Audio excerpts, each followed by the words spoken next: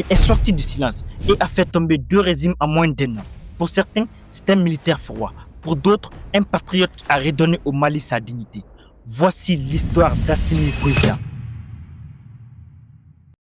Né le 9 novembre 1983 au Mali, Assimi est fils d'un officier de la police militaire. Très tôt, il intègre le Britannique de Kita, puis l'école interarmée de Koulikoro. Il se forme en France, en Allemagne, aux États-Unis, au Gabon et en Guinée.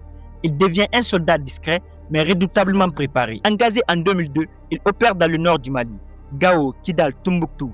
En 2014, il prend le commandement des forces spéciales et participe à plusieurs missions, notamment au Darfour. Décoré de la Croix du valeur militaire, du mérite militaire et même de la médaille d'or de la défense française. Mais c'est au Mali qu'il va marquer l'histoire. Le 18 août 2020, il renverse le pouvoir du président Ibrahim Boubacar Keïta, suspend la constitution, devient vice-président de la transition et reprend le pouvoir le 24 mai 2021 après un second coup d'État. 3 jours plus tard, il devient président de la transition et s'échappe à une tentative d'assassinat en juillet 2021. En 2024, il est élevé au grade de général 5 étoiles. Avril 2025, une conférence nationale recommande qu'il reste au pouvoir pour 5 ans. Les partis politiques dissous, les opposants réprimés. Goïta rompt avec la France. Il se tourne vers la Russie et la Chine.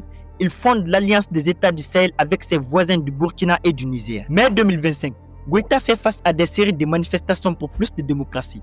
Mais il tient bon, renforce son autorité et trace la voie d'un Mali prospère, souverain et panafricain. Ce n'est pas qu'une histoire à raconter, c'est une vérité à discuter.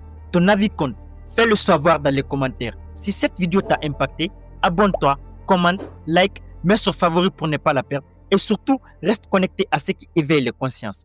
Toujours c'était Doumbouya, créé pour impacter, inspiré pour transformer la vie des gens.